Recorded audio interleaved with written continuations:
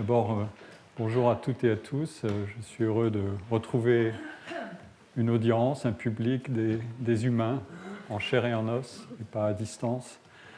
Et ça fait plaisir, évidemment, et à bien des titres. Ici, vous avez le programme de ce cours qui n'est pas sans entretenir certains liens avec un cours antérieur que j'ai donné sur le talent. En effet, dans l'une des définitions qui est donnée du mérite, qu'elle soit ironique ou qu'elle soit positive, le mérite est défini comme une addition de talent et d'effort. Le talent étant lui-même soit restreint aux capacités cognitives mesurables, dans la satire dont nous reparlerons longuement de Michael Young, The Rise of Meritocracy. Ces capacités cognitives sont mesurées par le QI. Et nous en parlerons dans la seconde partie de cette séance, ou plus probablement dans la prochaine séance. Ce programme est une indication de mon ambition de vous donner tout le savoir dont je peux vous communiquer la substance pendant ce cours. Il se peut que, entraîné par l'élan, je décale des séances parce que j'ai trop à dire. Donc vous voudriez bien pardonner certains décalages, mais je remplirai le menu de ce que je veux dire sur ces grands sujets cette année et l'année prochaine aussi, parce que j'ai à traiter un certain nombre de questions fondamentales qui touchent au monde de l'éducation, au monde du travail et à la justice sociale. Et ce thème y introduit directement. Je voudrais aussi, si vous le permettez, dédier ce cours au peuple ukrainien. Vous avez ici le drapeau de l'Ukraine. Vous avez au milieu une porte qui a été repeinte par un habitant d'un immeuble dans une grande ville libre, du monde libre. Et vous voyez les fleurs de tournesol qui sont les symboles de l'Ukraine. Et des colombes de la paix font ce qu'elles peuvent tourner vers ces fleurs. Et vous voyez à droite une photo prise dans le métro de Moscou. Voilà. Je dédie donc ce cours au peuple ukrainien, bien modestement. Bien modestement.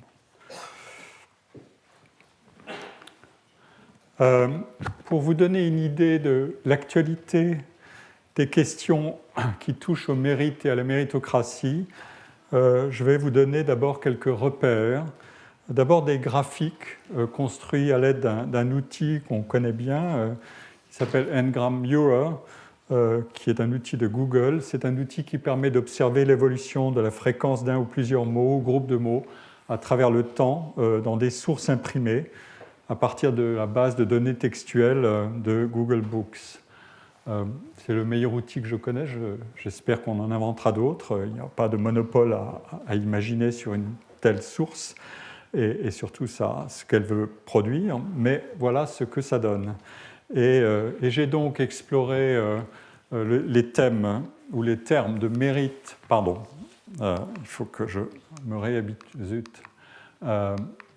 Les termes de mérite en anglais ou en anglais britannique et en anglais américain, l'anglais étant la réunion des deux, mais il y a des nuances. En tout cas, dans le comportement des courbes, mais quand on les agrège, on voit bien la tendance globale de ce qu'on voit. J'ai choisi comme repère 1500 à 2000, 2009, parce que la base ne va que jusqu'en 2009. Et vous voyez comment le terme de mérite, il faut retenir ça, le terme de mérite, il connaît un pic extraordinaire autour des années 1750-1800. Ce sont les grandes périodes de l'influence de la philosophie de l'émancipation hors des sociétés d'Ancien Régime et des idéaux révolutionnaires en Europe et en Amérique. Et puis ensuite, il n'a pas une incidence ou une présence tellement forte dans les sources imprimées, elle décroît. Et c'est vrai dans les trois mesures possibles de de ce terme. Ça, c'est l'anglais. Je vous signale aussi qu'il y a une limitation dans cette exploration en anglais parce que la notion de mérite en anglais ou en langue anglaise, elle est double. Elle peut être mérite ou desert. Deux termes qui n'ont qu'un équivalent en français, le mérite. La distinction entre les deux termes anglais, merit and desert, elle est l'objet de beaucoup de débats qui ont fait les délices et qui font les délices de la philosophie politique de manière très sérieuse. Je ne m'y arrête pas pour l'instant, mais évidemment, je n'ai pas pu utiliser le terme desert parce qu'il est polysémique. Il signale aussi ce que c'est un désert ou un dessert. Et donc, voilà, ça peut embrouiller beaucoup la recherche avec cet outil. Mais je vous signale aussi qu'il y a peut-être une assez bonne raison pour utiliser le terme merit, c'est que son dérivé, dont je vais parler tout de suite, meritocracy, n'a pas d'équivalent en desertocracy. Donc, il se passe quelque chose. La notion ça, c'est la situation en France. Donc, vous voyez à peu près le même type de tendance, mais qui a une progression plus précoce dans les sources imprimées françaises, avec exactement le même pic. C'est clair que les années du XVIIIe siècle, et essentiellement 1740-1800, sont des années clés pour penser des notions et pour utiliser des notions de ce type dans l'espace de la production imprimée française. Maintenant, passons au terme de meritocracy. J'ai dû évidemment restreindre la périodisation à l'année 1950 pour avoir une sécurité, mais le terme lui-même a été inventé, vous le comprendrez plus loin dans le cours, il a été inventé ou utilisé ou créé, forgé, on peut discuter, soit en 1954, soit en 1956, soit en 1958, mais en gros, c'est à partir du milieu des années 50 que ça se passe. Donc, on ne peut pas le faire démarrer avant. Et vous voyez comment le terme circule dans la langue anglaise en général, meritocracy and meritocratic. Meritocracy a connu une formidable progression dans les années 2000 et surtout accéléré encore dans les années 2010. Et vous comprendrez quand je vous montrerai quelques exemples de sources de publications récentes. J'ai distingué la langue anglaise en général de la langue anglaise américaine parce que vous voyez que la progression est encore beaucoup plus forte aux États-Unis à partir des années essentiellement 2010, notamment dû à tous les débats qu'ont suscité un certain nombre de travaux, de recherches clés et aussi de problèmes économiques et sociaux, d'inégalités qu'il a fallu mettre dans le débat public. Et le terme en français connaît, avec les inflexions dont on peut débattre, mais il connaît une montée un peu préalable à celui des États-Unis autour des années 2005. Il connaît son pic et ensuite il n'a pas le même type de retentissement croissant comme aux États-Unis. On pourra en débattre assez longuement et on verra pourquoi peut-être au cours de ces séances. Le modèle français et les questions qu'a à résoudre le modèle français n'est pas le modèle états-unien, notamment en matière d'enseignement supérieur et d'accès à l'enseignement supérieur, qui est un des points de concentration maximum du débat américain sur la méritocratie. Voilà. Il est en outre assez facile de donner une actualité plus directe à ces questions sans vouloir favoriser une vision un peu, contingente et pour coller à une actualité, mais il n'est pas interdit de faire que la science sociale coïncide avec une certaine actualité. Je vous donne ici quelques thèmes de l'actualité de ces questions et de ces débats. La première actualité, c'est le débat politique que provoque l'élection présidentielle. Elle met en avant des sujets comme l'éducation, l'égalité des chances, les inégalités de revenus, la polarisation des prises de position sur des thèmes tels que le poids des élites ou l'idéal d'excellence, dont une formule commode peut rallier une partie de ceux qui sont par ailleurs adversaires jusqu'à un certain point de l'échiquier politique. Je pense que les extrêmes sont encore situés ailleurs. Cette notion ou cette formule commode a été proposée par Jean-Pierre Chevènement et discutée beaucoup, l'élitisme républicain. Quand il était ministre de l'Éducation entre 1984 et 1986, donc dans le gouvernement socialiste de Laurent Fabius, Jean-Pierre Chevènement avait déclaré « Rien n'est plus conforme au socialisme et à l'esprit de la République que de faire en sorte que l'élite se définisse par rapport au travail, au mérite, au talent, au lieu de se définir par rapport à l'origine, à l'argent. » Vous retrouvez cette citation dans un livre très stimulant de Marie Durubella qui s'appelle « Le mérite contre la justice ». Autrement dit, les inégalités de la sphère professionnelle, emploi, rémunération, carrière, sont justifiables si l'égalité des chances opère raisonnablement bien à la base, c'est-à-dire pendant l'enfance et l'adolescence scolarisée des individus. La loi de 2005 sur l'école posait elle-même dans son article 2, je cite, « Pour garantir ce droit à l'éducation, dans le respect de l'égalité des chances, des aides sont attribuées aux élèves et aux étudiants selon leurs ressources et leurs mérites. La répartition des moyens du service public de l'éducation tient compte des différences de situation, notamment en matière économique et sociale. » Tels sont les principes. La question est-elle réellement totalement transpartisane, c'est-à-dire avec un plus petit dénominateur commun d'une société qui veut être organisée selon deux principes régulateurs, aussi puissants l'un que l'autre, la liberté, on en mesure aujourd'hui le prix, et l'égalité. C'est exactement ce couple de notions et de principes ou d'exigences qui est au cœur du plus grand livre de philosophie politique de la seconde moitié du XXe siècle, et peut-être même de tout le XXe siècle. C'est le livre « Théorie de la justice » de John Rawls, ou « Une théorie de la justice », comme il l'a dit. « A Theory of Justice ». Deuxième actualité, vous le voyez, les mathématiques. J'en traiterai dans mon cours, et les mathématiques sont un sujet important parce qu'on voit en France peu à peu comment la France est située dans des comparaisons internationales dont la diffusion de l'information sur des comparaisons internationales a été croissante dans les 10 dernières années. Et les mathématiques sont devenues un sujet de préoccupation important, notamment parce qu'on a constaté, vous le savez tous, une baisse de niveau des élèves dans les performances aux tests en mathématiques. Et pourtant, on sait aussi, et de plus en plus, que les mathématiques appartiennent à cette sphère de la compétition pour l'excellence d'un pays dans une compétition mondiale.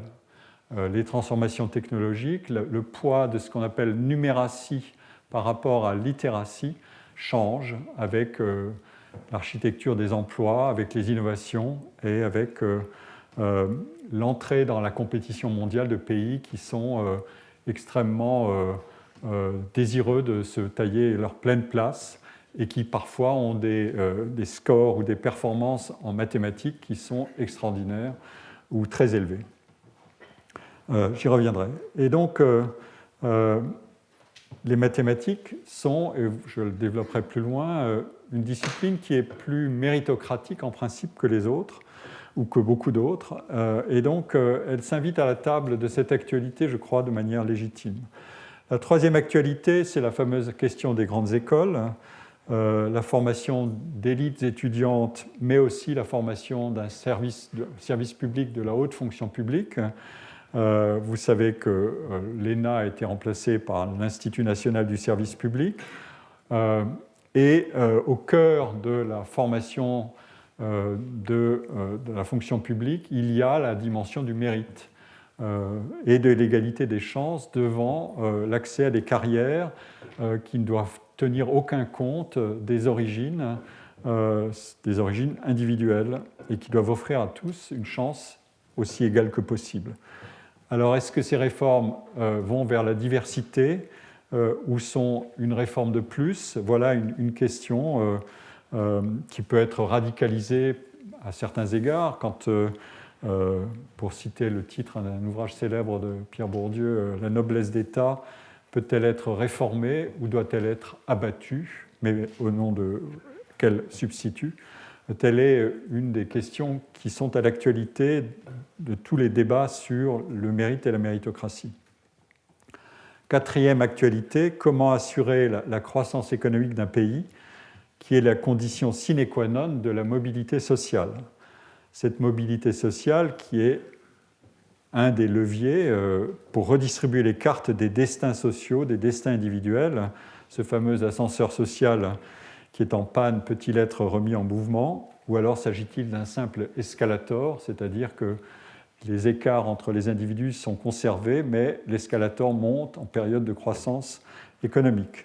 Voilà une question importante, et le mérite et ses composantes sont impliquées directement dans ces dimensions-là.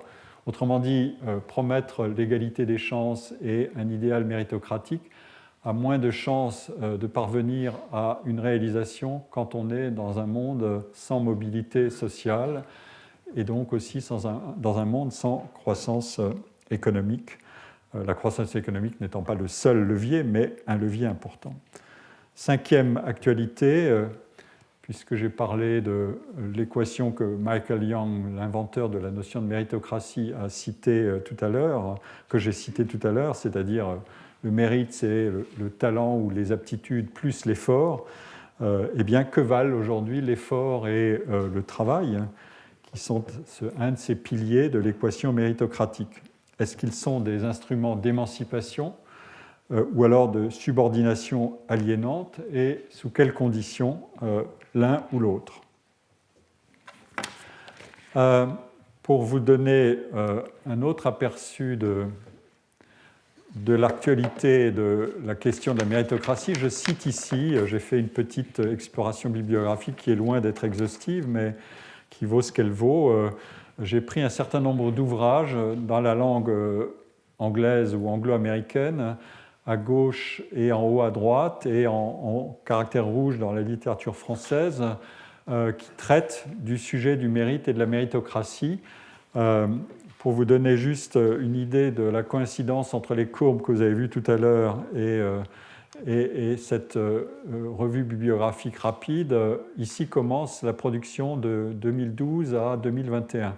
Tout ça, c'est ce qui a été produit ou du moins que j'ai repéré dans la production américaine et anglaise, enfin britannique, entre 2012 et 2021. Et évidemment, ça n'est pas exhaustif, mais je n'ai pris que des ouvrages, je n'ai pas pris des articles, je n'ai pas procédé à cet exercice-là, mais par exemple, le nombre d'articles produits rien qu'en recherche en psychologie, qui n'est peut-être pas la discipline qui est la plus directement invitée à la question de la méritocratie, mais quand même, vous verrez pourquoi, rien qu'en psychologie, le nombre d'articles a été multiplié par 10 depuis une dizaine d'années. Donc, et vous avez ici, au fond, le menu à peu près de ce qui se débat dans ces questions-là. La Chine apparaît en premier, je les ai ordonnés par date de publication décroissante. Donc, la Chine est un pays qui a une très longue tradition méritocratique, et aujourd'hui, vous entendez les termes de travail et de talent en Chine, peut-être plus qu'ailleurs, mais de manière extrêmement positive et valorisée. Je ne vous citerai pas le nombre de programmes de rapatriement des élites scientifiques et techniques et des ingénieurs qui ont été formés à l'étranger, beaucoup aux États-Unis, et que les Chinois veulent faire revenir et font revenir. Ils appellent ça programme des 100 talents, puis des 1000 talents, puis des 10 000 talents.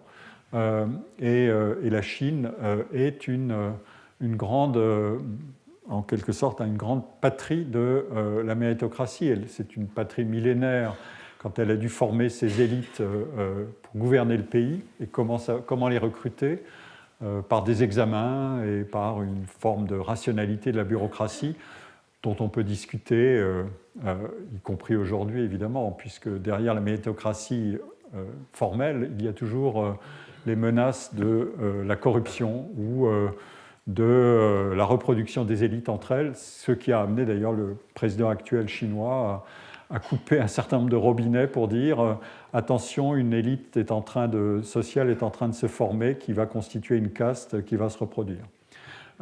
Et donc, officiellement, il veut tourner quelques robinets et officieusement, je crois que c'est plus compliqué que ça, comme toujours dans ces affaires-là. En tout cas, il y a des dimensions géographiques où se déploie le débat sur la méritocratie. Il y a le cœur de ces questions qui est et le bouquin américain sur le American Dream est exactement de ce même ordre-là. American Dream, c'est ça. C'est si vous avez l'énergie nécessaire et du talent, et on vous offrira des chances pour progresser et vous faire une place dans ce pays. Est-ce que cet American Dream, curieusement, il est toujours nourri par beaucoup de monde, y compris par les immigrants. Vous savez que les États-Unis, c'est un pays d'immigration depuis plus de 2 siècles. Je crois qu'il n'y a eu qu'une seule décennie pendant laquelle l'immigration n'a pas progressé. Ça veut dire qu'elle a reculé, mais elle n'a pas progressé. Toutes les autres décennies sont des décennies de progression de l'immigration. Peut-être simplement l'ère récente du précédent président a mis un frein à cette tendance historique. Mais si vous regardez par exemple le nom des savants américains qui produisent des articles, j'y reviendrai plus tard, je vous montrerai une photo extraordinaire des vainqueurs des Olympiades de mathématiques américains qui sont tous asiatiques, ce qui est quand même étonnant. Mais les patrons des grandes sociétés américaines, etc., des sociétés de la Silicon Valley, vous voyez que des Indiens, des Chinois, des Asiatiques, enfin bon. Il y a évidemment d'autres cœurs de la discussion qui sont avec des essais très connus comme celui de Daniel Markovits ou bien, j'espère avoir cité celui de Michael Sandel, mais j'y reviendrai. Il y a la question de est-ce que le système éducatif fait son travail. Et c'est un des grands sujets aux États-Unis et en Grande-Bretagne. Et vous verrez, quand je traiterai de l'histoire de la notion de méritocratie, à quel point en Grande-Bretagne, c'était un sujet qui touchait l'école secondaire de manière tout à fait inhabituelle dans les termes que nous connaissons nous. Et évidemment, des travaux ont porté aussi sur, à partir de la question de la méritocratie, des prises de position contre, en disant c'est un leurre, c'est une idéologie, c'est un mensonge, against meritocracy ou the myth of meritocracy, il n'y a pas moyen de s'élever. Des questions aussi mais qu'est-ce qu'il faut pour réussir? Est-ce qu'il n'y a pas une composante aléatoire de chance qui en quelque sorte complète l'équation que cite Michael Young, et c'est l'objet d'un essai fameux de Robert Frank, etc. Et puis on entre dans le monde des graduate admissions, c'est-à-dire comment les universités américaines sélectionnent leurs étudiants et qu'est-ce qu'il en est au juste, qu'est-ce que ça veut dire, comment ça fonctionne. Et le terme de tyranny of meritocracy a été assez vite, mais il répète en quelque sorte des schèmes qui sont littéralement contenus dans l'ouvrage Princeps, c'est-à-dire celui de 1958 de Michael Young, qui est une sorte d'anticipation assez incroyable de beaucoup de débats aujourd'hui. Et il faut le redécouvrir. Il n'a pas été très connu tout de suite, j'y reviendrai plus tard, mais il a été ensuite massivement cité depuis une vingtaine d'années, etc. On voit même des ouvrages sur la tyrannie de la méritocratie dans les jeux vidéo ou dans la musique. Donc ça se diffuse. Et puis en France, on a donc l'ouvrage fondateur, c'était celui-là de Michael Young. Et puis l'ouvrage que je cite juste au-dessus, c'est un ouvrage qui a fait l'objet non seulement de polémiques, mais de controverses scientifiques méritées. C'est un ouvrage de Richard Herrnstein qui portait sur le QI et la méritocratie. Et sa thèse était radicale, elle disait l'intelligence est héréditaire, ce qui est un débat qui a une centaine d'années depuis Galton. Et Einstein y a été plein pot, et il fait partie des deux auteurs qui ont ensuite écrit un fameux livre sur la bell curve, la courbe qui décrit l'intelligence et l'hérédité de l'intelligence, et qui qui prône des thèses très radicales qui ont été évidemment détruites en vol et mises à mal. Par exemple, Stephen Jay Gould, dans la malmesure de l'homme, prend pour cible essentielle ce livre, mais il y a beaucoup de travaux de ce type. Donc vous voyez qu'à 15 ans de distance, on voit qu'une idée qui était l'objet de la satire, littéralement, de Young, est prise au sérieux de manière tout à fait tranquille et positive, en disant « bah oui, c'est comme ça ». Et puis juste après, enfin pas juste après, mais en 1999, un historien regarde « mais qu'est-ce que c'est que les tests qui servent à mesurer tout ça ?» et qu'est-ce qu'il en est de cette histoire secrète de l'American Meritocracy, etc. Bon, je ne vais pas tout commenter, sinon on y passerait toute la séance, mais c'est une manière de vous plonger dans la matière. Évidemment, je reviendrai sur un certain nombre de ces sources au fur et à mesure que le cours se déroulera.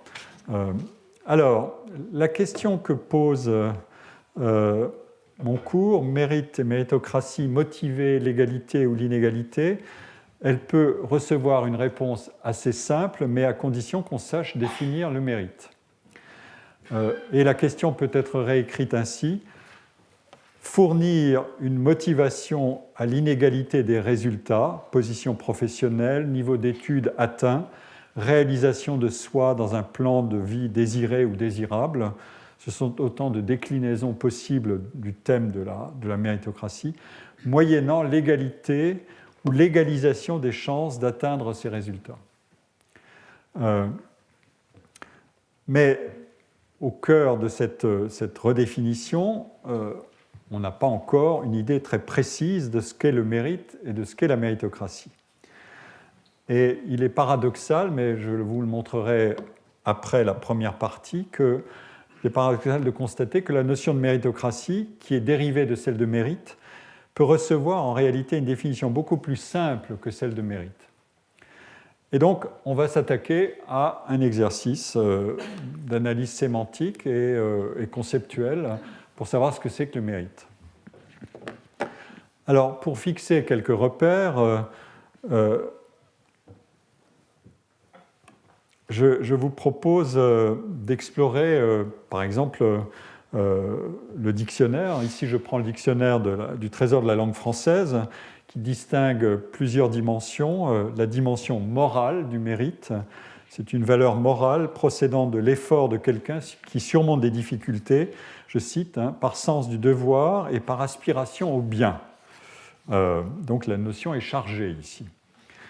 Elle a même une dimension théologique. Je cite encore le dictionnaire, propriété intrinsèque de l'acte humain bon en tant qu'il a rapport à autrui, à la communauté humaine et à Dieu, et qui est susceptible d'appeler sur l'homme la miséricorde divine. Cette théologie peut être transposée dans une morale, et une morale, par exemple, de l'acte bon. On peut penser que la solidarité aujourd'hui avec des peuples qui sont l'objet de massacres est une valeur morale, sinon théologique, majeure. Mais il y a aussi une dimension évaluative. Quand on transpose la notion à un individu, à une entité, c'est-à-dire un acte, un événement, un pays, un lieu, le mérite devient le caractère de celui ou de celle ou de ce qui est digne d'une appréciation avantageuse pour ses qualités, qu'elles soient morales ou intellectuelles ou de caractère, si vous voulez. Et de manière plus neutre, donc sans faire appel à une dimension évaluative ou morale, on obtient une définition de type rétributive. C'est la rétribution matérielle ou symbolique d'une qualité, d'un comportement, d'une action ou d'une performance. En ajoutant l'opposé du mérite, on dit en français le démérite, qui a l'air assez soft, on pourrait penser à plus grave que ça, mais je vais y revenir, on obtient la gamme des évaluations positives et négatives qui peuvent se matérialiser en une récompense ou une rétribution positive, une récompense, une gratification, de l'estime, un honneur, une médaille, il existe un ordre du mérite, ou en rétribution négative, un châtiment, quelqu'un mérite un châtiment, un déshonneur, une réprobation morale, des sanctions pour un comportement indigne, immoral, malfaisant ou délictueux. Eh bien, je vous suggère d'appliquer cette gamme d'évaluation à l'actualité la plus tragique que nous vivons en qualifiant le comportement du président russe et celui du président et du peuple ukrainien. Yves Michaud, qui est l'auteur d'un livre intitulé « Qu'est-ce que le mérite ?», publié, je crois, en 2009, insiste beaucoup sur les différences entre les dimensions morales, évaluatives et rétributives, et sur la force variable de leur association selon les contextes. Ces dimensions ne s'excluent pas l'une l'autre, elles peuvent s'associer, mais de manière variable selon les contextes. Si nous disons d'un travailleur qu'il ou elle mérite un salaire, nous revenons à l'origine étymologique du mot mérite. C'est le terme latin de mereo. L'un des sens que donne le Gaffio, que j'ai été consulté dans ma bibliothèque, le dictionnaire latin-français, l'un des sens, c'est le sens de rémunération, de paiement, de gain, et en particulier, à l'époque, la solde militaire du soldat. L'autre sens est plus neutre. Il s'agit de gagner, de mériter des récompenses, des louanges, ou au contraire de la réprobation et de la haine. C'est écrit dans l'étymologie même latine du terme. Faire son travail et en tirer un salaire n'appelle pas une évaluation positive ou négative du mérite, qui distinguerait une qualité particulière de l'individu qui travaille. C'est un contrat. J'ai un contrat de travail, eh bien, j'ai un salaire.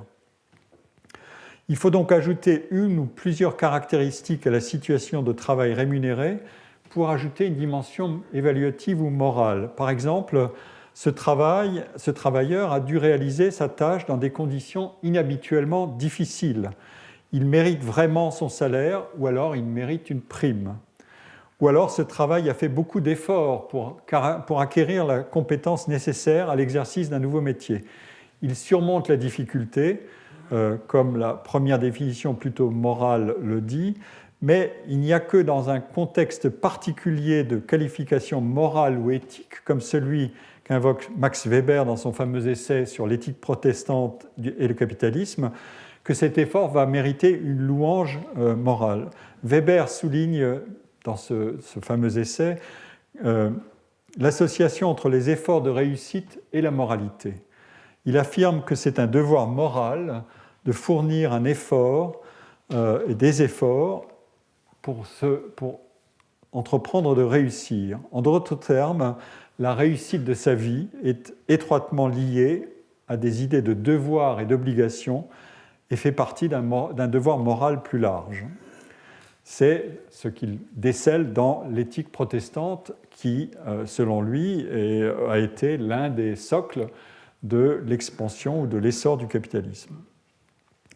Mais si nous quittons le contexte de la religion et que nous décomposons, par exemple, la réussite individuelle en plusieurs facteurs, comme le font des psychologues dans des essais fameux, comme Feser en 1999, le succès sans effort n'est pas perçu comme mérité et suscite des sentiments d'injustice. Maintenant, faisons varier les contextes d'attribution ou d'imputation évaluative du mérite.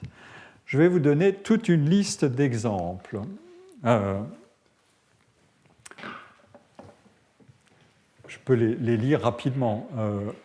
Antonin mérite sa mention très bien au bac, il a travaillé dur pour l'obtenir. Cette biathlète aurait mérité plus de succès qu'elle n'en a eu, elle s'est donnée à fond.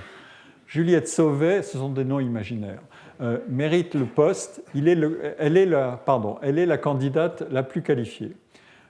Cette candidate à la présidentielle méritait d'être disqualifiée, elle savait que la date limite de dépôt des candidatures était le 4 mars. une infirmière mérite bien plus que le salaire minimum parce que son travail est important et a fortiori si elle le fait bien. Medvedev, le joueur de tennis actuel numéro 1 mondial du reste, ne méritait pas de gagner, il n'a pas fait beaucoup d'efforts, son adversaire n'a pas résisté à la pression de la finale. Miss Auvergne mérite de gagner, c'est la plus jolie participante. Anderson mérite sa peine de 20 ans de prison, il a planifié le meurtre. Brown savait peut-être qu'il ne serait pas pris, mais il mérite quand même d'être puni. Ce policier mérite une compensation, il souffre constamment depuis la fusillade de l'attentat. Ce guide de montagne courageux mérite une récompense, il a risqué sa vie pour sauver les 3 alpinistes en difficulté. Dupont mérite d'avoir de la chance, c'est une bonne personne. Martin mérite d'avoir de la chance, il n'a eu que des malheurs. Alain Fischer, mon éminent collègue, méritait d'être écouté pendant la crise sanitaire, espérons qu'elle est finie. C'est un chercheur très réputé en immunologie. Charleville-Mézières mérite une meilleure publicité, c'est une ville intéressante. Notre-Dame de Paris mérite de retrouver sa splendeur architecturale et symbolique, même si le prix en est très élevé. Larry Page et Sergey Brin méritent leur fortune. Ils ont cofondé Google à partir de rien et on a inventé des algorithmes, vous avez vu ce que j'en ai fait, qui sont une véritable innovation. Tim Berners-Lee mérite sa gloire et ses nombreuses récompenses et titres d'admiration et même de noblesse. Il est couvert de prix et a été anobli par la reine britannique car il est à l'origine d'Internet et il en a fait un bien commun sans breveter son invention. Mbappé mérite son énorme salaire, je vais y revenir plus tard, c'est le meilleur joueur du monde. Ou bien, Mbappé mérite d'être admiré, il a grandi à Bondy et a travaillé dur pour arriver là où il en est, c'est-à-dire au sommet. Enfin, cette personne ne mérite pas de faire la queue dans le froid devant la boulangerie, elle est âgée et qui plus est, elle se comporte avec beaucoup de dignité pour ne pas faire valoir son âge.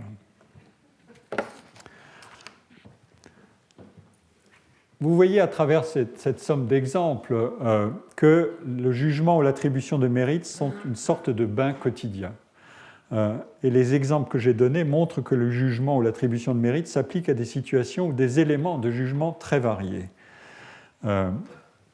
Et parmi les facteurs qui font varier l'imputation de mérite dans ces exemples, on peut faire figurer l'application de règles institutionnelles, par exemple le droit pénal, ou la disqualification pour non-respect des règles, les comportements, faire ou non des efforts, travailler dur, avoir du courage, faire de son invention un bien commun, ne pas forcer la règle d'égalité formelle de la queue, par exemple. Les caractéristiques individuelles dont on ne peut pas directement revendiquer qu'on en est responsable, être âgé, être beau ou belle, mais on sait par exemple que le capital esthétique agit sur la réussite. Il y a des travaux tout à fait passionnants là-dessus, notamment d'un collègue économiste américain qui s'appelle Daniel Hammermesh. Encore, les qualités individuelles dont on peut revendiquer la responsabilité, un fameux sujet, qu'est-ce qui dépend de vous et qu'est-ce qui ne dépend pas de vous. Par exemple, être une bonne personne, être compétent. Le jugement sur un critère de justice, une rémunération plus juste, la récompense de l'invention géniale qui révolutionne des pratiques, la plus grande attention portée à un métier qui est sous-estimé ou à une ville qui est sous-estimée. Enfin, la compensation de l'aléa défavorable, la réparation d'un dommage, par exemple le monument frappé par l'incendie, ou les malheurs personnels trop nombreux de quelqu'un pour que la chance lui sourie enfin, ou la souffrance provoquée par un attentat. Alors, cet ensemble de facteurs qui font varier l'imputation du mérite, je les ai listés, mais il faudrait essayer de les faire figurer dans une clarification un peu plus grande, conceptuelle et argumentative. Je vous cite ici quelques articles de référence qui m'ont servi et qui sont très utiles, et je vais notamment m'appuyer sur l'un de ces travaux de Joel Feinberg, Justice and Personal Desert. Il emploie le mot de desert dans un livre qui s'appelle Doing and Deserving. Et le sous-titre, c'est Essai dans la théorie de la responsabilité, un livre de 1970. Mais il y a d'autres articles que vous voyez là que je vais utiliser aussi. Mais voilà comment ça se présente. Je viens de dire que dans nos pratiques quotidiennes d'attribution du mérite, nous exerçons un jugement. En quelque sorte, nous sommes des juges profanes, des juges non professionnels. Nous mobilisons une certaine conception de la justice. Distinguons donc deux formes d'imputation de mérite qui correspondent à deux pratiques de justice. L'une obéit à ce qui s'appelle l'exercice de la justice distributive et l'autre à l'exercice de la justice rétributive.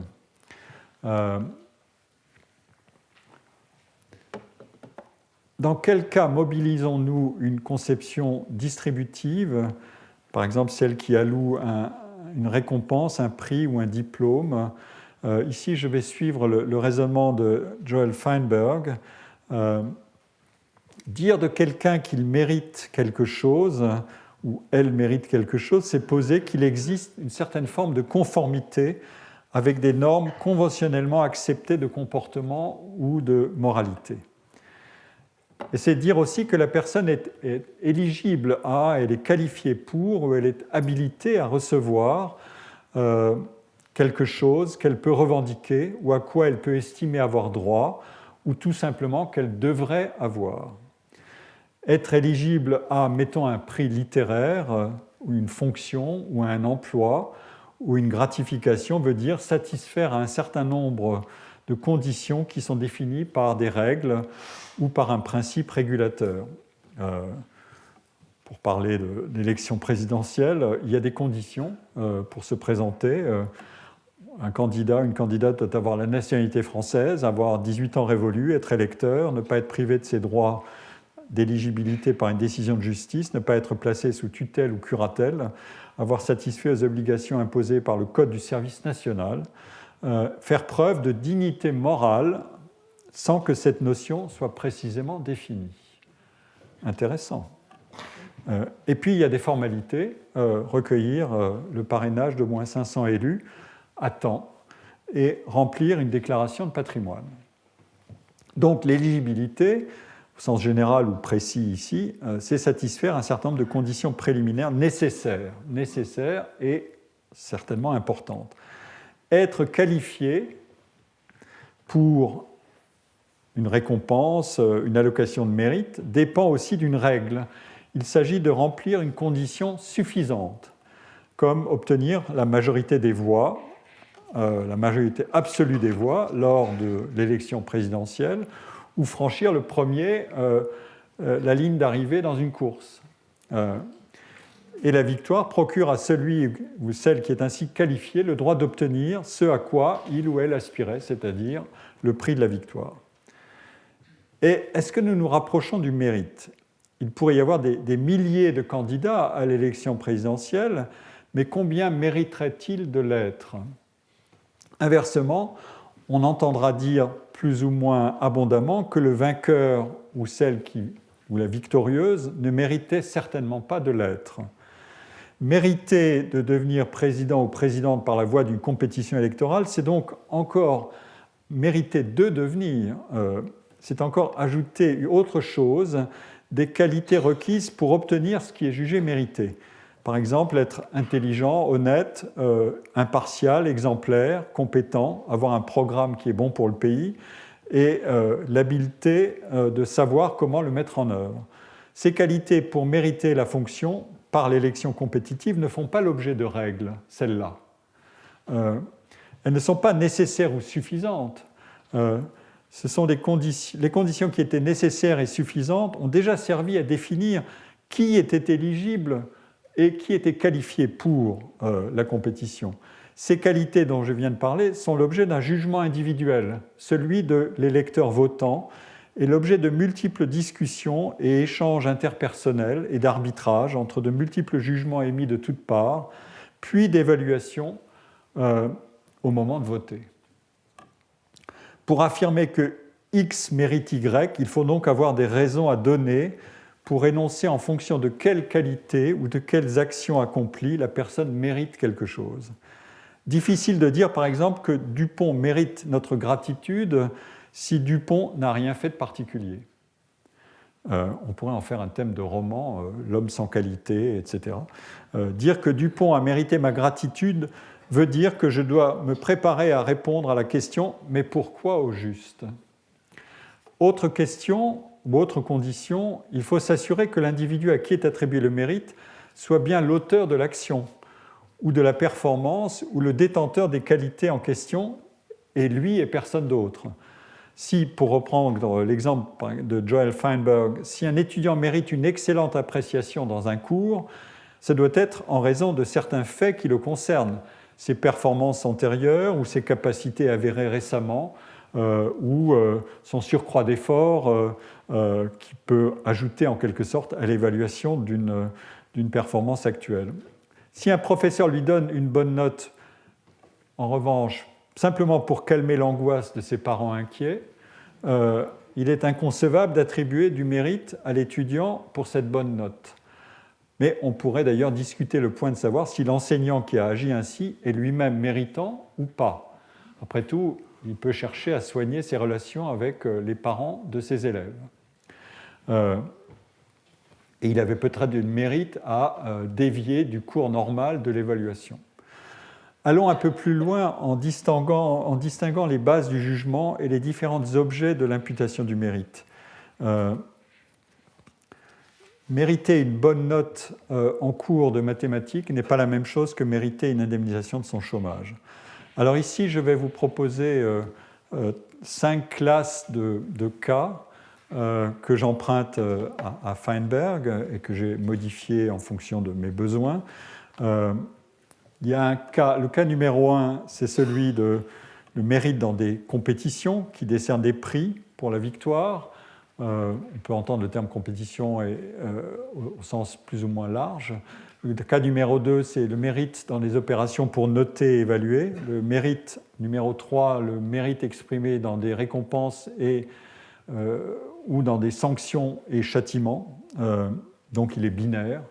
Le cas numéro 4, c'est le jugement de mérite qui est contenu dans un éloge ou un blâme ou un reproche, mais qui n'est pas assorti de sanctions réglementaires. Et le cas numéro 5, c'est le mérite dans la justification de la réparation, de la compensation et de l'attribution de responsabilité, ce qui est un point essentiel.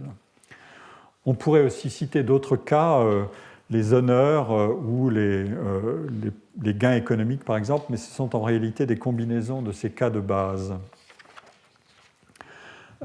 Les cas numéros 1 et 2, ce sont ceux qui n'appellent pas une appréciation positive ou négative, mais simplement des cas où X mérite Y ou alors il ne mérite pas Y. Point. Ce sont des cas de ce qu'on appelle une justice distributive. Les cas numéros 3, 4 et 5 sont au contraire des cas qui polarisent le jugement. X mérite le bien que procure Y ou mérite la sanction négative qui lui est infligée par Y. Ce sont donc des cas où s'exerce ce qu'on appelle une justice rétributive, un jugement en bien en mal qui produit une récompense ou un châtiment.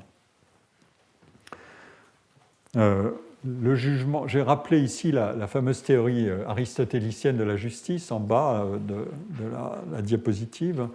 Vous voyez que Aristote distinguait déjà la justice rétributive dans les récompenses et sanctions, la justice distributive dans la répartition des biens ou des tâches, qui est elle-même complexe, plus complexe que les autres, qui peut s'exprimer en justice de proportionnalité, obtenir Y en proportion de telle ou telle qualité ou action, ou par inégalité de rapport, par exemple quand il s'agit de répartir un bien, part de X sur part de Y égale mérite de X sur mérite de Y. J'imagine qu'on voit ça, par exemple, des évaluations et des attributions de primes ou dans le monde du travail, combien je donne à X et combien je donne à Y si je dois leur donner une prime ou un bonus, ou un peu plus, enfin, autre chose que leur salaire de base, eh bien, je vais regarder, je vais exercer un jugement de mérite comparatif. Mais cette justice distributive peut être aussi une justice égalitaire. Si je dis, eh ben non, je vais donner à tout le monde la même chose. Non seulement son salaire, mais le bonus, il sera égal pour tous, parce que c'est une communauté, etc.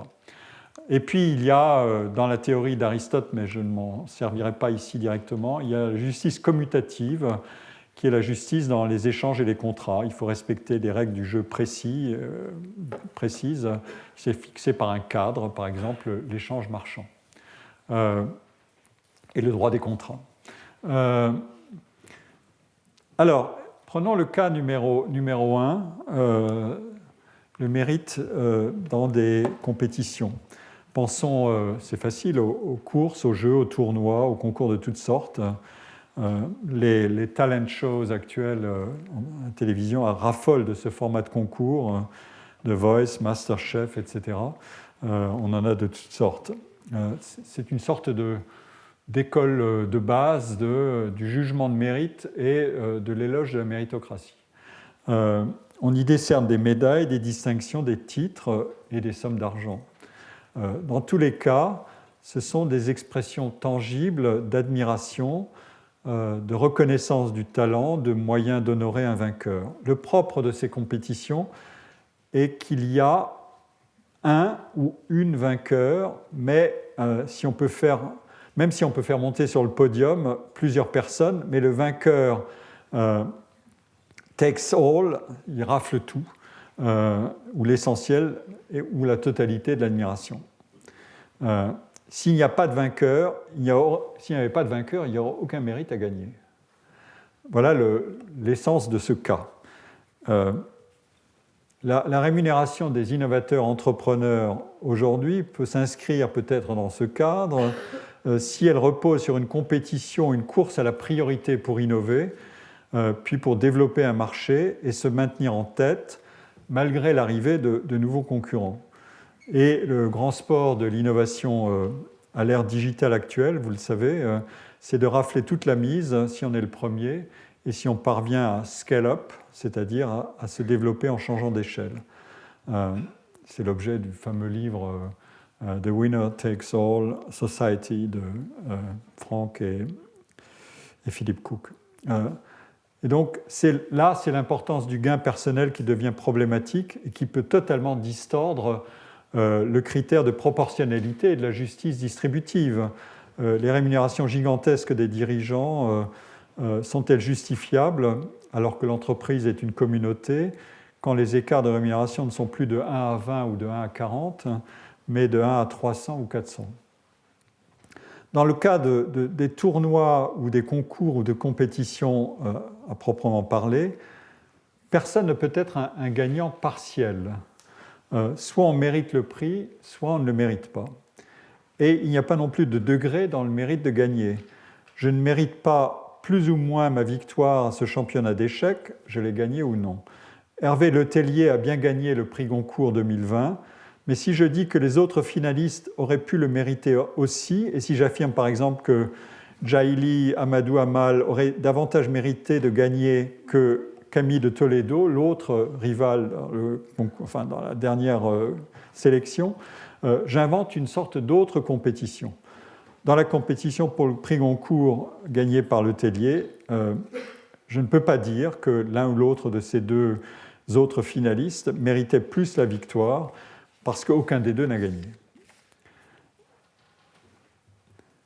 Remarquons comment peut fonctionner ici la distinction entre faire plus, que j'ai faite plus haut, entre le fondement du mérite et les conditions de qualification. Le fondement du mérite qui est attribué et reconnu à quelqu'un dans cette situation de compétition, c'est toujours la possession ou la manifestation éminente d'une compétence ou d'un talent qui est mis en évidence par le principe même de la compétition. La condition de qualification spécifie, elle, la règle pour obtenir la victoire. Mais il arrive qu'on veuille brouiller la distinction pour produire un contrefactuel. Quand on demande qui a mérité la victoire selon le principe de la règle, la réponse est simple, celle qui a sauté le plus haut au saut à la perche. Mais je peux aussi demander, mais qui méritait la victoire ? Et j'introduis un contrefactuel pour discuter le mérite du vainqueur, mérite selon la règle, et pour dire non, il n'y a pas que ça. Je mets en balance l'évaluation des concurrents selon leur capacité respective d'un côté et la réalité des résultats de l'autre. Le vainqueur n'est pas toujours celui qui était jugé par moi ou d'autres le plus fort, et qui, dans des conditions normales, aurait gagné s'il n'avait pas eu de malchance, de blessure, de gastro-entérite la veille de la finale, etc. J'y reviendrai. Maintenant, regardons un autre type de compétition. Il y a des compétitions dont le résultat est incontestable parce que les règles de déroulement de la compétition et d'attribution de la victoire sont précises. Mais il y a des compétitions dont les critères d'évaluation du vainqueur sont beaucoup moins précises. Par exemple, les concours de beauté ou les prix littéraires. J'y reviendrai plus tard dans mon cours à propos des concours de musique classique. La controverse peut faire rage pour savoir si le gagnant ou la gagnante méritait vraiment le prix et si un autre concurrent n'avait pas plus de valeur. Ne pas reconnaître le mérite du vainqueur, c'est alors s'en prendre au jury corrompu ou mal composé ou incompétent ou qui a habilement manœuvré en raison du comportement d'un de ses membres. Enfin, regardons les jeux de hasard, de loterie ou les jeux de casino. Les règles qui attribuent un lot victorieux sont précises et s'appuient sur le caractère aléatoire du résultat. Difficile alors de parler de mérite du grand gagnant de la loterie en invoquant un gain fondé sur une compétence ou un talent. Tout au plus, peut-on contextualiser le gain en examinant d'autres caractéristiques pour attribuer tout de même du mérite au gagnant. Par exemple, de dire celle qui a gagné était une joueuse fidèle aux ressources modestes ou prête à tout donner de ses gains ou une grande partie à ses compatriotes qui habitent dans une région déshéritée. Voilà, donc là, on change de registre. Le cas numéro 2, je vais peut-être m'asseoir pour continuer parce que ma jambe me fait un peu mal, mais je continue vaillamment tout de même. Le cas numéro 2 concerne le mérite dans les opérations pour noter et évaluer. Nous ne sommes plus dans un contexte concurrentiel, ou du moins s'il y a compétition, l'évaluation doit d'abord être motivée par un jugement sur le degré auquel quelqu'un possède une qualité ou une capacité qui sont exprimées dans un résultat. La base du mérite ici, c'est la possession effective et avérée de cette qualité au degré qui est jugé nécessaire ou suffisant pour justifier l'évaluation. Attribuer une note ou un score à quelqu'un, c'est à la fois faire une évaluation, comme on dit, cardinale, c'est-à-dire qu'est-ce que la personne maîtrise au juste en termes de compétences pour résoudre ce problème de maths, par exemple, et puis une évaluation ordinale. L'enseignant classe les élèves en fonction de la compétence évaluée, des notes attribuées. Selon des systèmes de notation qui, d'ailleurs, peuvent prendre toutes sortes de configurations et qui ont une incidence sur la production du résultat, soit des échelles de notes, soit des systèmes binaires ou ternaires, a réussi à échouer, a réussi ou est passable ou n'est pas bon, etc. Remarquons que noter les individus s'apparente d'abord à un jugement de mérite qui n'a pas d'implication polarisante. Un devoir mérite 8 ou 17 ou 11 en fonction de critères qui ont fondé l'attribution de cette note, mais les individus qui reçoivent ces notes peuvent, eux, aisément ressentir autrement l'exercice de cette justice distributive, disons de proportionnalité, autrement dit à chacun, selon la qualité évaluée de son travail soumis à notation. Et ceux qui reçoivent ces notes peuvent le transformer en un jugement en noir et blanc. Des désirs ont été satisfaits ou frustrés, des ambitions récompensées ou déçues. Et comme la notation implique autrui, la comparaison de soi avec autrui peut évidemment faire basculer la notation en un système polaire de récompense et de châtiment. Et l'affaire est encore plus délicate quand la note ou la réussite au test sert à déterminer la carrière ultérieure de l'individu. Obtenir une place dans une filière qui fixe une barre de sélection, avoir une promotion, etc. Ce contexte fait apparaître un ressort de la justice distributive qui est important, la rareté comme dimension sous-jacente de l'épreuve de notation.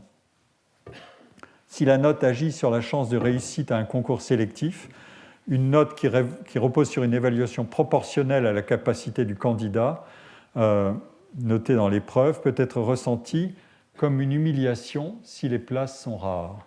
Nous retrouverons cette question à propos de l'essai de Michael Young, The Rise of Meritocracy, puisque c'est un des grands thèmes. Qu'est-ce que nous pouvons faire quand nous avons affaire à des inégalités de réussite exactement, et que ceux qui ne passent pas la barre peuvent s'attribuer à eux-mêmes un manque d'estime de leur propre travail. Est-ce qu'il faut ratifier, souscrire à cette perte de respect de soi? C'est une question qui circule depuis cet essai de Michael Young et avant, mais beaucoup depuis, et qui perdure encore, et je vous montrerai comment. Alors, les cas 3, 4 et 5 sont des cas beaucoup plus binaires de justice, pour le coup rétributive. Il s'agit de situations où le mérite s'exprime de manière simple, en bien ou en mal. Point final. Quand j'évoquais plus haut les prix, il n'y avait pas le contraire à l'obtention d'un prix, par exemple littéraire. Soit on l'a, soit on ne l'a pas. De même, le but de la compétition, dans le cas numéro 1, c'est de désigner un vainqueur, ce n'est pas de pénaliser les perdants.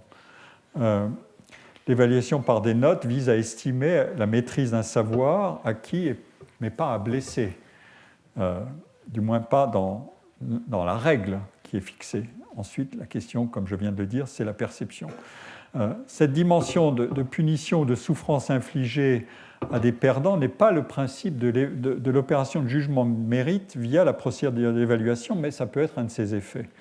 Encore une fois, la critique de la méritocratie insiste beaucoup sur cette transformation d'un type d'imputation de mérite non binaire en un autre binaire, punition ou récompense. Et il nous faudra comprendre pourquoi. Vous voyez, c'est peut-être assez abstrait comme exercice, mais si on ne décompose pas un peu tous les problèmes qui sont derrière des termes, on ne maîtrise pas la totalité de la sémantique et on ne voit pas où on se dirige quand on évalue, quand on juge, quand on attribue tel terme dans telle circonstance ou telle situation à tel cas, etc. Écraser tout sur tout, c'est le contraire du travail du concept, si on peut dire, et du travail de recherche. Alors, les cas numéro 3, 4 et 5 que je vais examiner sont précisément des cas binaires, eux. Le cas numéro 3, c'est celui qui qualifie l'expression du mérite selon des récompenses ou des sanctions et des châtiments. Il s'agit d'exprimer ou de la gratitude, ou du mécontentement, ou de l'indignation. Par exemple, pensons à une crise pandémique qui envahit une ville, ou une région, ou la planète. Ce n'est pas très difficile à imaginer. Des scientifiques mettent au point un vaccin dans l'urgence. Ils mériteront notre gratitude. Le dirigeant d'un pays autocrate militairement puissant et expansionniste déclenche une guerre d'invasion contre son voisin démocratique pour abattre ses dirigeants et l'annexer. Ce dirigeant mérite notre indignation, notre condamnation, sans réserve, et notre soutien aux sanctions nécessaires contre lui. Le dirigeant élu démocratiquement du pays assiégé et ravagé par la guerre mérite notre plus fervente admiration, et son peuple notre admiration, notre soutien et notre aide. Des sentiments qui paraissent relever du jugement privé de chacun sont universalisables ici. La gratitude peut être ressentie par chacun pour reconnaître l'immense courage d'un peuple à défendre la liberté et la démocratie. Le 1er mars, Volodymyr Zelensky a affirmé avec force devant le Parlement européen que l'Ukraine méritait de rejoindre l'Union européenne. C'est dans les termes de la traduction que j'ai entendue, qui était certainement littérale. L'une des propriétés de la sémantique du mérite exprimée par l'admiration ou la condamnation sans réserve apparaît ici. Ce ne sont pas simplement des réactions épidermiques ou affectives, mais des jugements qui sont motivés.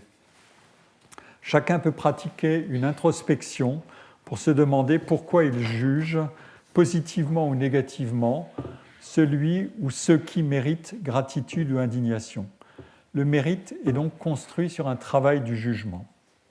Ensuite peut venir la dimension officielle, publique, institutionnelle de la reconnaissance ou de la punition. Elle fait intervenir un appareil de règles, respectées ou violées, et elle conduit à des honneurs ou des châtiments pour des crimes de guerre contre l'humanité, par exemple, ou pour insulte à la mémoire des victimes de la Shoah, de celui qui ose dire qu'il veut dénazifier l'Ukraine. Notons ici, en suivant encore Feinberg, qu'il est beaucoup plus aisé d'universaliser la part négative de punition que mérite un acte ou un homme dans ce cas numéro 3. La culpabilité, elle est définie par des lois, des tribunaux, des procès. Le symétrique n'est pas aisé à universaliser sur la même base. Il n'y a pas de tribunaux qui décernent la gratitude, l'admiration ou la reconnaissance selon un système de règles, de codes et de procédures. Peut-être qu'il faudrait l'inventer. Mais il y a des institutions humaines représentatives qui agissent dans une autre dimension que celle d'une loi pour décerner le prix de l'admiration. L'universalité possible de ce jugement de mérite, en termes de récompense, de gratitude ou de condamnation, tient à son caractère plus formel que celui que nous trouvons dans le cas numéro 4. Ce cas numéro 4, c'est le cas du jugement de mérite à travers l'éloge ou le blâme ou le reproche. Ici, on n'invoque pas une autorité supérieure, la loi, des jurys, des représentants mandatés d'une communauté, mais nous agissons de notre propre autorité pour qualifier tel individu, tel acte, tel comportement selon qu'il mérite l'éloge ou le blâme. Nous agissons ici en juge personnel de la valeur méritoire d'un acte ou d'une personne, méritoire ou déméritoire d'un acte d'une personne. Et le cas numéro 5, c'est le mérite dans la justification de la réparation, de la compensation, de l'attribution de responsabilité. Ici, les individus méritent d'être bénéficiaires de mécanismes permettant de traiter les pertes et les dommages qu'ils ont subis. Le droit de la réparation des dommages comporte à la fois une réparation restaurative, ramener l'individu qui a souffert d'un dommage qui lui a été infligé jusqu'à la situation antérieure à ce dommage, et une dimension compensatrice, compenser les pertes subies du fait du dommage, perte matérielle ou perte de chance sur le court ou le long terme, au-delà de la simple restauration de l'état antérieur. Et ici, on emploie des calculs actuariels. J'ai participé à ce genre d'exercice dans une conférence de consensus de la Cour de cassation qui avait réuni un certain nombre d'experts. C'était tout à fait fascinant de savoir comment pratiquer cet exercice d'attribution du mérite et de la mesure exacte de ce qui était en jeu pour compenser, restaurer, et selon quel agenda temporel, qui est un grand casse-tête. Mais je ne vais pas développer, ce serait trop long. Le vocabulaire de la compensation s'applique aussi non pas simplement à des accidents ou des dommages qui relèvent d'un événement, mais à des situations auxquelles sont exposés involontairement les individus. On peut penser ici à l'épreuve du chômage involontaire, qui mérite une indemnisation, ou à la pénibilité des conditions de travail dans un emploi, ou même au risque explicite auquel un travail peut exposer un individu et qui mérite compensation, surcroît de rémunération, aménagement de carrière selon des règles spécifiques. Un cas plus difficile pour exercer le jugement de mérite concerne les dommages ou les pertes ou les blessures et accidents dont l'individu peut être directement responsable. Pensons à ces touristes qui s'aventurent en montagne malgré des conditions météo défavorables ou même sans avoir l'entraînement et l'équipement requis. La société, ici la protection civile, les considérera comme ayant droit à assistance s'ils sont en danger, mais dirons-nous qu'ils méritent cette assistance s'ils sont en danger, alors qu'ils se sont comportés de manière irresponsable? Il suffit de contraster ce cas avec celui d'une expédition d'alpinistes aguerris, mais qui sont surpris par un brusque changement de temps ou bloqués par la blessure de l'un d'entre eux. Nous dirons sûrement qu'ils méritent assistance, et nous le dirons sans émettre aucune réserve. Je vais revenir tout à l'heure sur cette question de responsabilité et de ce qui est sous le contrôle d'un individu ou ce qui ne l'est pas. Vous savez que c'est une grande distinction de la philosophie stoïcienne grecque, que de dire qu'est-ce qui est F et min, qui dépend de nous, et qui est hook F et min, c'est-à-dire qui ne dépend pas de nous. Je viens donc de proposer ici quelques repères conceptuels pour mettre un peu d'ordre dans le grand bain d'imputation quotidienne de mérite dont les exemples que je viens de donner fournissaient un échantillon. Je voudrais revenir sur les 3 ou les 4 exemples de la fin de ma liste tout à l'heure pour les commenter à nouveau brièvement. C'est-à-dire les fondateurs de Google, celui d'Internet, le fondateur d'Internet et ce cher Mbappé, avec ces 2 mérites possibles. Vous voyez dans ces 4 exemples comment on peut emboîter plusieurs facteurs pour qualifier les situations avec plus de précision. Par exemple, Tim Berners-Lee pourrait être comparé à Sergey Brin et Larry Page, mais le premier n'a pas tiré de son invention des profits stratosphériques qu'ont obtenus les fondateurs de Google. On peut aussi examiner le cas sous 2 angles différents qui donneront lieu à des imputations différentes de mérite. Le cas de Mbappé est tout à fait intéressant. L'imputation la plus morale de la dimension méritoire et admirable de sa réussite, c'est celle de l'enfant de la cité qui a du talent et qui s'emploie au prix d'efforts quotidiens de lui et probablement aussi de sa famille à les développer. Il correspond à cette définition que nous rencontrerons à nouveau plus tard et que j'ai déjà citée, mérite égale talent plus effort. Ce premier jugement de mérite est certainement celui qui bénéficierait des approbations les plus importantes si on consultait les fans de football ou un échantillon représentatif de la population, ou vous dans cette salle, par exemple, si on vous faisait voter sur ce sujet. L'autre jugement porté sur le salaire de Mbappé correspond à un énoncé factuel, sans dimension morale. Il correspond à une situation de marché, marché mondial des talents sportifs, dans lesquels les salaires des sportifs jugés les plus talentueux peuvent atteindre des sommes faramineuses, du moins si le sport est suffisamment populaire et s'il est organisé comme un vaste marché professionnel à fort investissement publicitaire, capitalistique et à fort rayonnement via l'offre télévisuelle ou tout ce qui circule sur la toile, des spectacles sportifs. Mais on en trouverait d'autres exemples avec le tennis, la Formule 1 ou aux États-Unis le football américain, le basketball ou le baseball.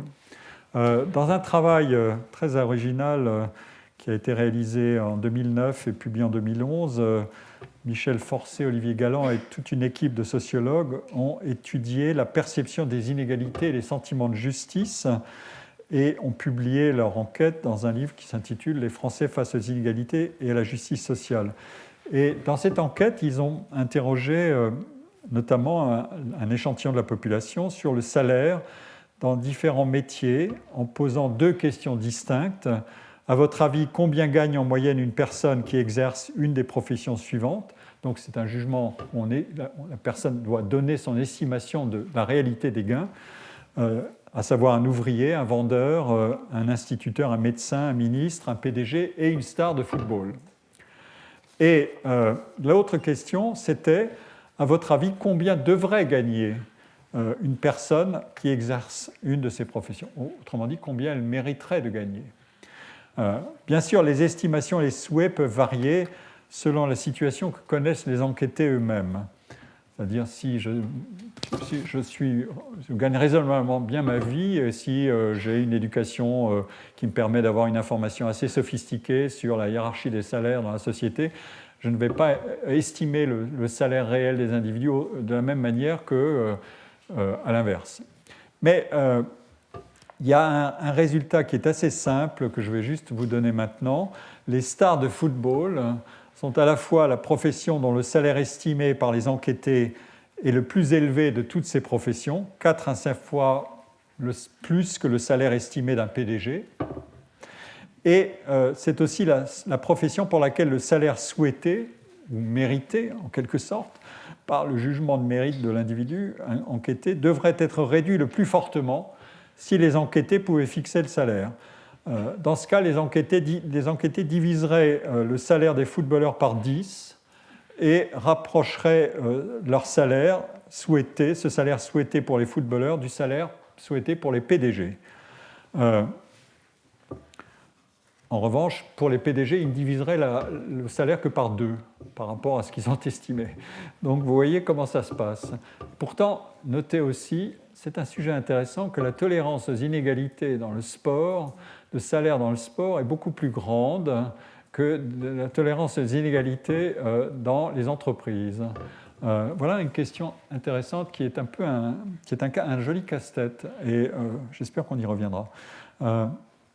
Évidemment, la chronique des rémunérations des stars de football est un marronnier de la presse, et notamment de la presse sportive, une sorte de jeu subtil entre admiration et indignation à l'égard de revenus possiblement stratosphériques. J'ai entendu dire il y a quelques jours qu'on avait offert à notre cher Kylian Mbappé, à qui je ne veux évidemment que du bien, parce que j'admire beaucoup son talent, on lui avait offert pour rester au PSG ce qu'on appelle une retention offer dans le monde américain, y compris académique. Quand on veut garder quelqu'un, on fait une surenchère, et on lui avait offert 200 millions d'euros pour 2 ans. C'est-à-dire, comme se plaisent à le dire les journalistes, pour rendre l'information un peu plus saillante, la statistique n'est intéressante que si elle a un effet de salience, 279 000 euros par jour. Voilà, bon, un individu vaut plus que nous tous sur des années. Cette information atteint donc le public, mais elle ne l'émeut pas tellement, je l'ai dit, et en parlant des inégalités et de leur ressenti. Cela dit, les enquêtés de la recherche dirigés par Forcé et Galland n'étaient, on peut le supposer, pas de très fins connaisseurs et experts du marché du football et des talents footballistiques et du potentiel de profit lié à l'embauche d'un joueur très connu dont la notoriété est exploitée à la fois sur le terrain, la billetterie, par les rentrées publicitaires, par les audiences de télévision, les produits dérivés, les fameux produits dérivés, et le potentiel de revente sur le marché des transferts. Autrement dit, le salaire de Mbappé entre dans une logique d'investissement et l'individu réputé, tel que l'est lui, ce footballeur, devient une sorte de centre de profit ou même une petite entreprise à l'intérieur de l'entreprise du club. Ce fait-là, les spécialistes de l'économie du sport ou du football le connaissent très bien.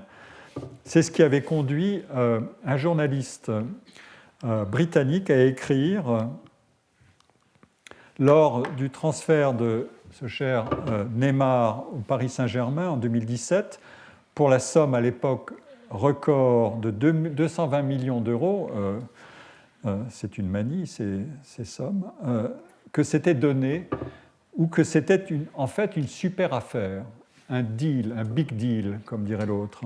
Vous avez ici le titre de l'article de The Independent de 2017. Pourquoi le transfert le plus coûteux de l'histoire du football est en fait l'affaire de l'été. Et l'argument, c'est à son niveau de talent, c'est un cadeau. Depuis ce stade de la carrière où Neymar était parvenu, quand il avait rejoint le PSG, la chronique journalistique des performances de Neymar s'est plutôt centrée sur ses blessures, sur ses motivations incertaines sur le terrain, sur ses sorties en boîte de nuit et sur son goût de la vie facile. Bref, tout l'inverse de ce que recommande l'éthique protestante de la réussite selon Max Weber.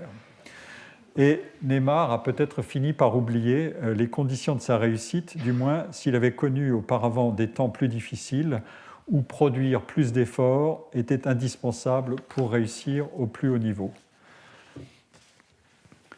Donc mon raisonnement sur le salaire mérité ou non de la réussite de Neymar vous indique tout simplement que lorsque nous émettons des assertions sur le mérite ou le démérite ou l'immérite d'un individu ou d'une entité, nous procédons à la fois à une évaluation et un jugement moral. À l'inverse, Mbappé, la jeune star qui a détrôné Neymar ou Messi, fait valoir ses efforts et peut ensuite devenir une sorte d'entrepreneur social pour conserver le lien avec ses origines et faire en quelque sorte bénéficier son monde d'origine des retombées de sa gloire et de la rémunération astronomique de son talent. Vous voyez ces images à droite qui le concernent. L'article du journal L'Équipe de 2018, après la victoire de la France en Coupe du Monde, est titré Bondy, la ville d'origine de Mbappé, Bondy attend Kylian Mbappé. Et elle est ornée d'une photo d'une affiche, d'une immense affiche sur un immeuble de la ville d'origine de Mbappé, donc Bondy, une affiche qui d'ailleurs porte tout de même la marque d'un sponsor, Nike. Et l'autre affiche dit Bondy, la ville des possibles. C'est le Land of Opportunity, d'une certaine manière, américain. Mais elle porte d'ailleurs aussi la photo de Mbappé avec son sponsor Fly Emirates. Autrement dit, le joueur connaît une mobilité sociale ascendante stratosphérique, mais il doit se souvenir de ses origines avec la bénédiction de ses sponsors. C'est une sorte de double hélice du mérite. On observe d'ailleurs un phénomène analogue qui a été très bien étudié par Morgane Jouvenet, dont j'avais dirigé avec un immense plaisir la thèse, et qui a publié dans son livre Rap, électro-techno, le musicien entre travail artistique et critique sociale. Morgane Jouvenet avait montré cette double assignation sociale des musiciens issus des quartiers de banlieue et des cités. De leur réalité vécue et revendiquée de marginalité sociale, ils tirent les matériaux et l'énergie créatrice à partir desquels sont recherchés un langage musical, un style, une posture. Le rap vous donne d'innombrables exemples. Donc ils doivent chercher à faire carrière en s'extrayant de leur monde d'origine, mais ils doivent aussi préserver les liens avec ce monde d'origine. Il faut rester authentique. C'est un des principes de cohérence identitaire, mais c'est aussi une ressource d'identification avec un public, son public, le public qui en a fait son idole. Et c'est aussi d'ailleurs un support de marketing qui est exploité par les firmes et par les médias. Au fond, c'est une sorte d'idéologème, comme on dit, peut-être de manière un peu savante. L'artiste peut faire l'expérience de sa mobilité sociale et professionnelle, puisqu'il gagnera beaucoup d'argent, qu'il change de monde, qu'il vit la célébrité, et qu'il devient entrepreneur, mais il ne doit pas rompre ses affiliations avec ses potes de la cité. La réussite devient méritoire ici parce qu'elle a sa morale, mais c'est une entreprise de moralisation de la réussite, une sorte de réussite méritoire parce que socialement responsable. Le monde des entreprises, au passage, a su s'emparer de cette forme de moralisation de la réussite en méritocratie de l'entrepreneuriat. Donc vous le voyez, la notion de mérite s'applique à des contextes très variés et pour chacun des emplois, la notion peut être aisément comprise de chacun de nous et chaque proposition recueillera certainement plus ou moins d'approbation ou de rejet dans toutes celles que j'ai indiquées. Je voudrais ajouter, là encore, vous me pardonnerez cette insistance sur une actualité qui, je crois, le mérite. Je voudrais ajouter un 21e exemple qui me permettra de souligner le caractère contingent des imputations de mérite et la variabilité de nos comportements en fonction de nos systèmes de valeurs quand nous jugeons un individu, un événement ou une situation. Il existe en mathématiques un événement collectif tout à fait majeur qui est le Congrès international des mathématiciens qui est organisé tous les 4 ans par l'Union mathématique internationale. Le premier de ces congrès s'est tenu à Zurich en 1897, donc il a une longue histoire. Il rassemble plusieurs milliers de mathématiciens du monde entier et le cœur du congrès, ce sont les conférences données par d'éminents mathématiciens du monde entier qui sont sélectionnés par les organisateurs du congrès. C'est un empilement de jugements de mérite, si vous voulez. Il y a peu d'exemples de cette nature-là dans le monde de la science, qui rassemble une communauté aussi large et qui célèbre l'excellence ou le mérite individuel de cette manière-là, par ce rituel-là, par l'attribution de prix. Donc, on attribue la médaille Fields, le prix Nevanlina, le prix Carl Friedrich Gauss et depuis 2010 la médaille Chern. En théorie, le prochain congrès qui sera le 29e se devrait ou aurait dû se tenir à Saint-Pétersbourg du 7 au 14 juillet 2022. Et ça aurait été d'ailleurs la deuxième fois que ce congrès aurait eu lieu sur le territoire russe, la première remontant au congrès de 1966 à Moscou, au temps de l'URSS. La Russie est incontestablement un très grand pays de mathématiciens. C'est un fait indiscutable. J'y reviendrai d'ailleurs plus tard dans mon cours, y compris pour étudier les scores des élèves. Et les élèves russes ne sont pas mauvais. Obtenir le congrès dans son pays suppose beaucoup de lobbying et une grande force de persuasion. Et ces leviers sont évidemment d'autant plus légitimes quand il s'agit d'un grand pays de mathématiques. Mais il y a une compétition. La France était d'ailleurs sur les rangs pour obtenir d'organiser ce congrès. Et un collègue bien informé, dont je ne citerai pas le nom, mais qui est un excellent collègue, m'a confié que le lobbying russe avait été doublé d'une pression politique considérable pour obtenir le congrès.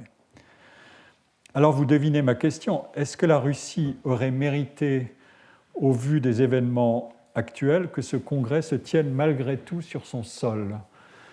La réponse a été tranchée assez vite, heureusement, dès le 26 février dernier.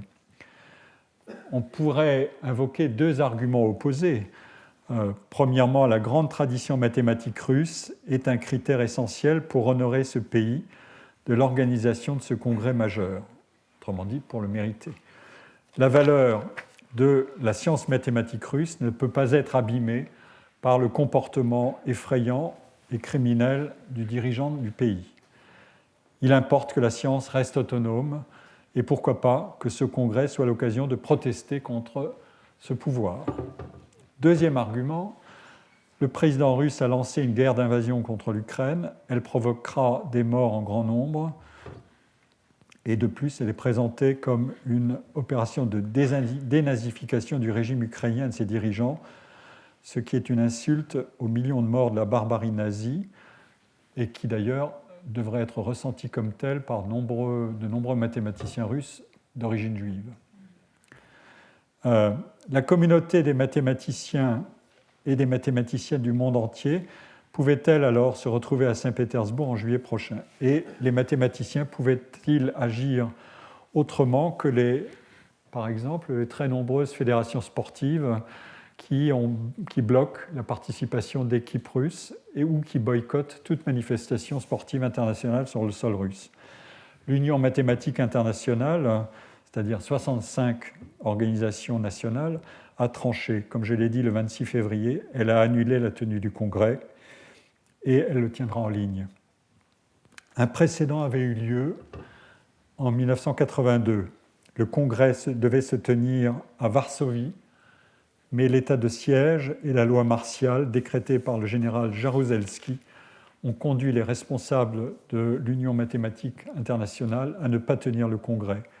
La loi martiale a été suspendue fin 82 et a ensuite été annulée en juillet 83 et le congrès s'est finalement tenu à Varsovie en août 83.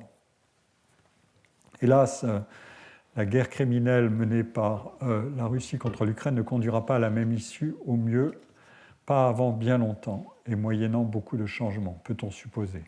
Je vous donne ici le simple communiqué de l'Union mathématique internationale. Les mathématiques, je le montrerai plus tard dans mon cours, sont universalistes et certainement méritocratiques, en un sens que j'expliquerai. Ces principes situent les mathématiques dans un univers hiérarchisé de réussite et les mathématiciens ont pour identifier la valeur individuelle des procédures qui sont peut-être plus équitables et plus ouvertement concurrentielles que dans d'autres disciplines scientifiques. Mais une contrepartie, c'est qu'elles sont aussi assez redoutablement hiérarchiques.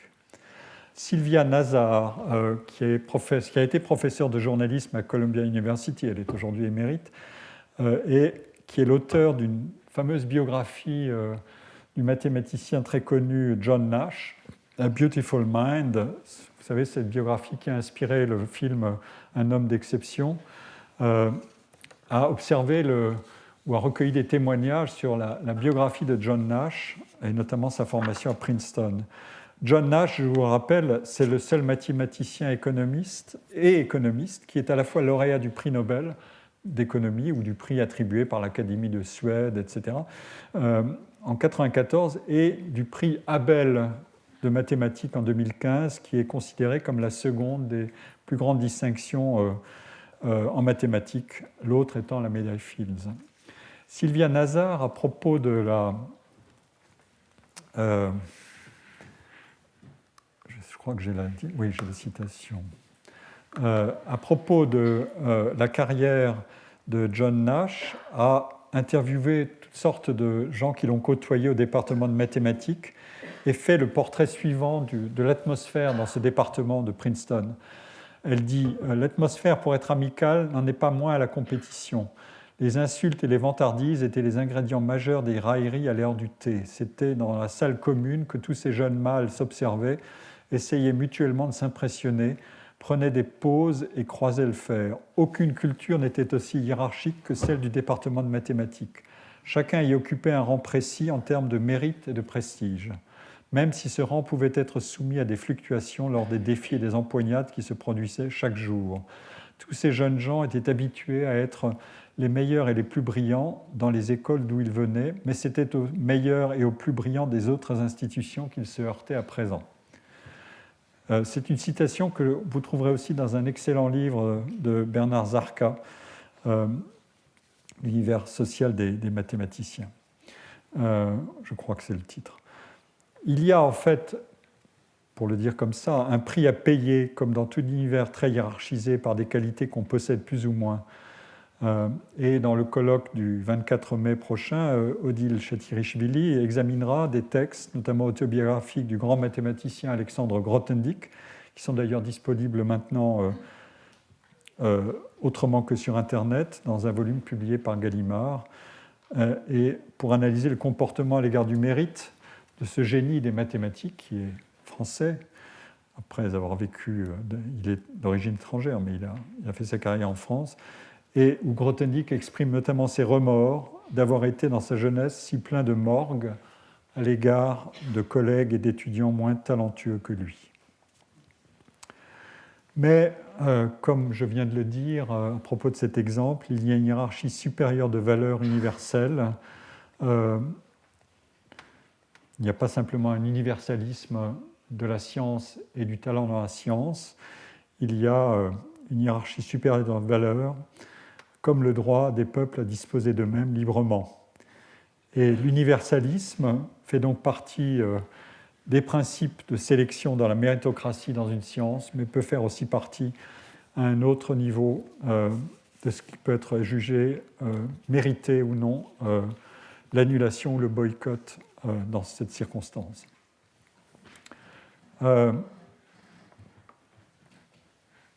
Dans les exemples d'attribution du mérite que j'ai cités tout à l'heure, nous avons affaire à une structure qui est ainsi construite.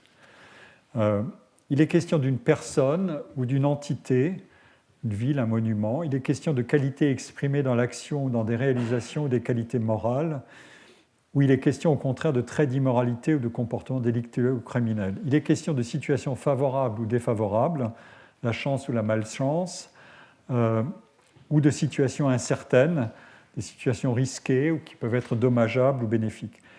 Et il est question d'une rétribution ou d'une sanction matérielle, symbolique, morale, matérielle ou immatérielle. Ce quadrilatère, entité, attribution de valeur positive ou négative, qualité, rétribution, sanction, est présent donc dans des cas très variés.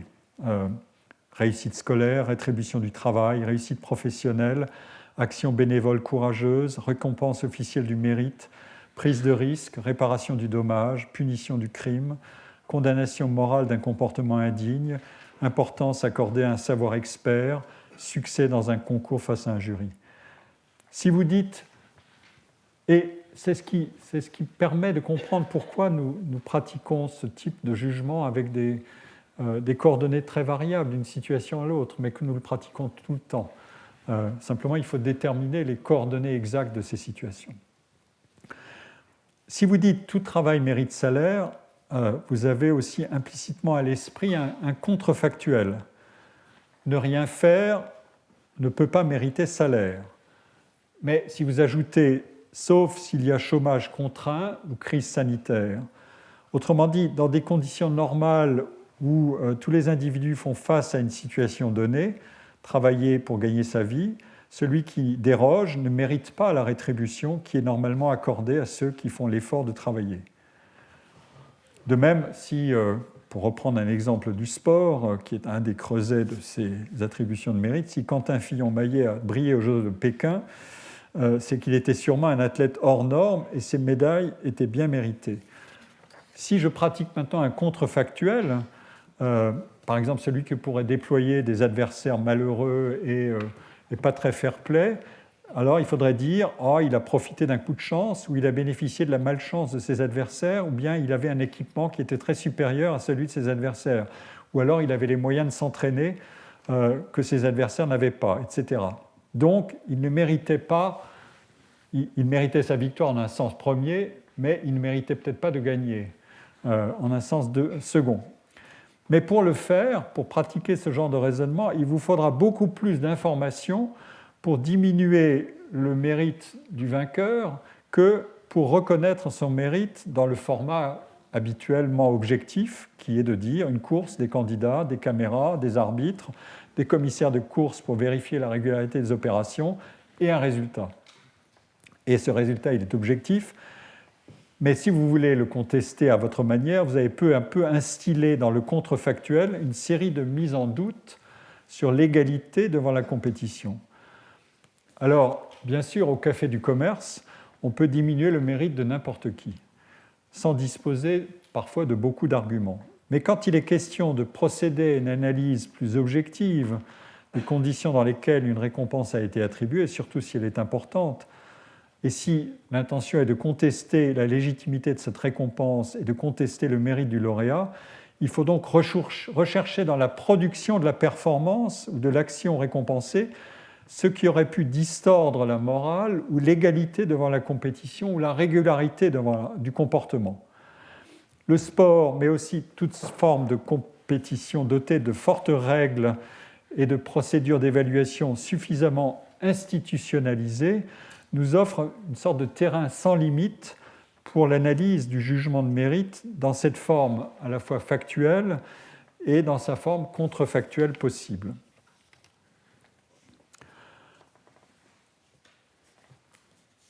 Je vais peut-être sauter un peu un développement que j'avais encore sur ce cas du sport.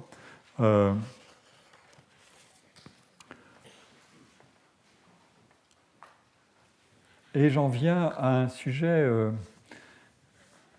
qui est un peu dans le prolongement de cette affaire de contrefactuel. C'est quand on dit quelqu'un ne méritait pas de gagner, et qu'on sous-entend la personne ou la candidate ou l'athlète a gagné, certes, mais moralement, elle n'a pas gagné. Moralement veut dire qu'elle n'était pas équitable ou pas juste qu'elle gagne dans ces conditions. Et donc, dans ce cas-là, vous inventez cette fameuse catégorie qui m'a toujours fasciné du vainqueur moral, qui est un de nos ressorts pour pratiquer une sorte de justice distributive à notre manière. Nous avons toutes sortes de ressources à notre disposition pour fabriquer plusieurs classes de victoires. Et le vainqueur moral, par exemple, c'est celui qui a été victime d'un coup du sort qui entrave la victoire qui lui était promise, parce qu'il était le plus fort. Alors, je vous montre ici quelques cas intéressants de vainqueurs moraux, mais vous verrez que l'attitude n'est pas exactement la même sur les différentes photos. Alors, je prends le premier cas qui est en haut à gauche, c'est Charlie Dalin et Yannick Bestaven. C'était c'était le Vendée Globe, le dernier Vendée Globe, la course à la voile autour du monde. Et qui était le vainqueur au nom des règles et qui était le vainqueur au nom de la morale? L'histoire, je pense, je peux vous la rappeler brièvement. Charlie Dalin, donc un skipper français qui est très titré, qui a tout ce qu'il faut et qui l'a démontré pour gagner, passe la ligne la ligne d'arrivée le premier, le 27 janvier à 20h35, après avoir bouclé ce tour du monde en solitaire, sans escale ni assistance, mais il finit officiellement second, derrière Yannick Bestaven, qui est en rouge ici sur la photo, parce que ce dernier est allé porter secours à un marin en détresse, Kevin Escoffier, et qu'il a bénéficié à ce titre d'une compensation de 10 heures et 15 minutes à faire valoir à l'arrivée. Et c'est finalement Yannick Bestaven qui, grâce à cette compensation, est déclaré vainqueur. Et donc, on peut se dire, est-ce que Charlie Dalin est vainqueur moral, ou Yannick Bestaven est le vainqueur réel, ou l'inverse, est-ce que Yannick Bestaven avait à la fois le titre de vainqueur réel et de vainqueur moral, puisqu'il a commis un acte très courageux? Eh bien, ce qui est formidable dans cette histoire, c'est que les deux posent d'une certaine manière pour dire nous sommes deux vainqueurs, il n'y a pas qu'un seul vainqueur. Donc, ils ont un peu dérogé à la règle de dans une course, il n'y a qu'un seul vainqueur. Donc, on fait jouer l'argument du mérite pour tordre la règle, et je trouve ici de manière assez glorieuse, puisqu'ils sont pas malheureux de partager le podium. Maintenant, prenons un autre exemple. Il n'y a pas de photo de cet exemple, mais je vous le décris brièvement. Voilà ce que déclarait Greg LeMond, un grand cycliste qui a été vainqueur 3 fois du Tour de France, à propos du Tour 2016 et du podium. Chris Froome était le vainqueur et Romain Bardet, notre cher Français, était second. Et Greg LeMond dit « Oui, mais Froome n'a jamais vraiment fait d'attaque, il est toujours resté dans la roue de Landa, un autre coureur. Pour moi, si on prend en compte l'énergie dépensée, Bardet méritait autant la victoire, peut-être plus. Mais c'est comme moi, avec Fignon en 89, j'ai gagné le Tour, mais on aurait pu désigner 2 vainqueurs. La seule chose finalement, c'est que Froome était le seul coureur vraiment complet. Or, si vous n'êtes pas complet, c'est difficile de gagner le Tour. Donc, la question qui peut être posée, c'est Bardet était-il le vainqueur moral ? C'est le jugement d'un expert, un grand cycliste lui-même, qui cherche à désigner en quelque sorte 2 vainqueurs, mais en pondérant les qualités de chacun. L'un est le plus complet, mais l'autre est le plus courageux ou le plus déterminé, pour rétablir une sorte de justice égalitaire. Autrement dit, il fallait partager le prix en 2, comme dans le modèle de justice distributive dont j'ai parlé tout à l'heure. Autre exemple, Paris-Roubaix. En 2021, un coureur italien, Gianni Moscon, crève puis chute alors qu'il était seul en tête. La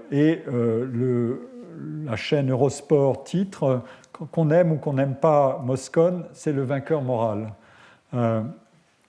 Et effectivement, il se dirigeait vers la victoire et il chute, etc.